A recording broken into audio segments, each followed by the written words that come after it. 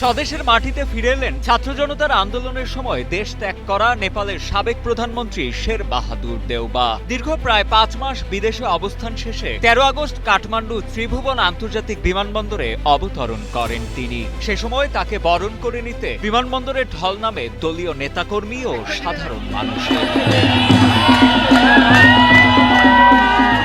সামাজিক যোগাযোগ মাধ্যমে ছড়িয়ে পড়া বিভিন্ন ভিডিওতে দেখা যায় দীর্ঘ অনুপস্থিতির পর প্রিয় নেতাকে কাছে পেয়ে আবেগ আপ্লুত হয়ে পড়েন উপস্থিত জনতা। প্ল্যাকার্ড ও স্লোগানে মুখরিত হয়ে ওঠে পুরো বিমানবন্দর এলাকা। নেতাকর্মীদের কড়া নিরাপত্তার মধ্য দিয়ে বিমানবন্দর থেকে তিনি সরাসরি মহারাজগঞ্জের নিজের বাড়ির উদ্দেশ্যে রওনা হন।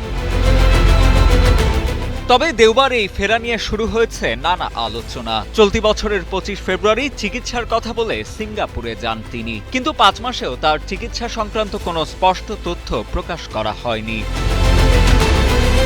দেউবা দেশে ফিরলেও তার স্ত্রী সাবেক পররাষ্ট্রমন্ত্রী আরজু রানা ও ছেলে জয়বীর বর্তমানে কোথায় আছেন সে বিষয়েও তৈরি হয়েছে চরম ধোঁয়াশা।